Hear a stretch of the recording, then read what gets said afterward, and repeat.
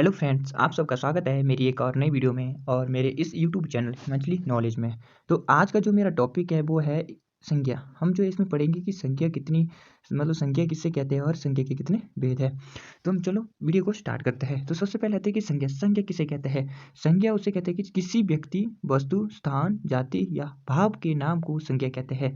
जैसे संज्ञा जैसे किसी व्यक्ति का नाम हुआ, किसी वस्तु का नाम, किसी स्थान का नाम या किसी जाति या भाव के नाम को हम संज्ञा कहते हैं। जैसे कि एक राम है, राम एक आपका व्यक्ति है, तो ये व्यक्ति जो होता है वो आपका राम है, ये आपकी एक संज्ञा हुई। वस्तु, स्थान, जाति, भाव, जैसे कि घर, घर आपका एक वस्तु के नाम से आता है। वस्तु हो गया, घर हो गया, मेज हो गया, अलमारी हो गई, ये आपकी वस्तु आ गई। स्थान जैसे कि कोई फेमस स्थान है, जगह है, उसका नाम जैसे कि आगरा, आगरा हो गया, दिल्ली हो गया, हिमाचल हो गया, राजस्थान हो गया, वो आपका एक स्थान आता है। और जाति जैसे कि आप किस जाति को, ये जाति जो होता है वो आपको डिवाइड कर देता है। जैसे कि किसी जाति में जैसे कि एक पर्सनल में, जैसे कि एक बंदर, बंदर की एक अलग जाति होती है, वो बंदर जो अलग में रहता है, कैटेगरी में रहता है।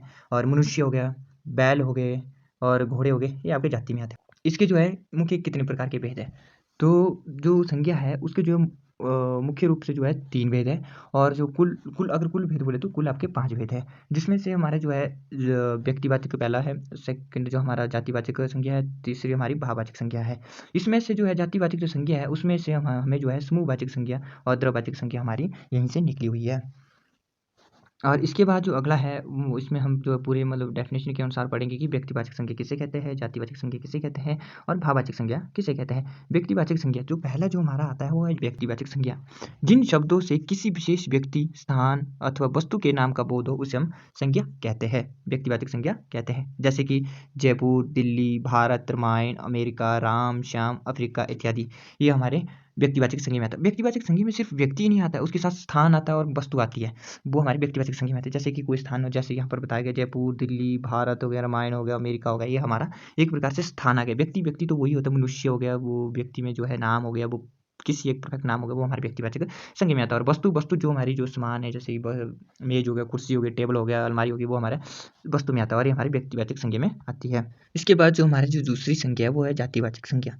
इसकी जो डेफिनेशन है वो जिस शब्द के किसी भी प्राणी या वस्तु की समस्त जाति का बोध होता है उसे हम जातिवाचक संज्ञा कहते हैं। जैसे कि हमें जो है किसी भी प्राणी की जो विशेषता का पता चले, जिसके कारण जो है हर प्राणी को अलग अलग कैटेगरी हर अलग अलग जाति में डिवाइड कर देता है। जैसे कि घोड़ा एक अलग जाति में आता है, फूल एक अलग जाति में आता है, और उसी के साथ ही हमारा मनुष्य एक अलग जाति में आता है, और वृक्ष जो है एक अलग जाति में आता है। इन्हीं को जो है हर प्राणी को जो अलग अलग कैटेगरी अलग अलग जाति में जो इनको डिवाइड कर दिया जाता है, जो कि हमारे एक जातिवाचक संज्ञा का एक प्रमुख उदाहरण है।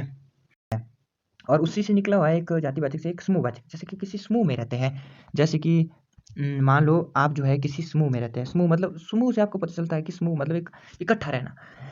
इसकी जो डेफिनेशन पढ़ते थे हम, जब किसी संज्ञा शब्द से व्यक्ति या वस्तु के समूह का बोध होता है। जैसे कि आप किसी समूह का मतलब ही आपको पता चल रहा है कि समूह कि इकट्ठा रहना।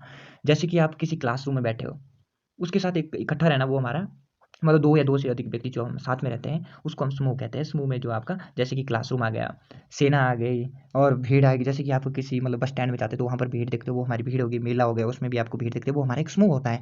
जैसे कि पुलिस की जो ट्रेनिंग होती है उसमें जो है पुलिस जो एक समूह में रहती है, इकट्ठा रहती है, वो हमारा एक समूह होता है। जैसे कि आप घर में परिवार रहते हो, जैसे मम्मी पापा हो गया, भाई बहन हो गया, वो एक समूह में रहते हैं।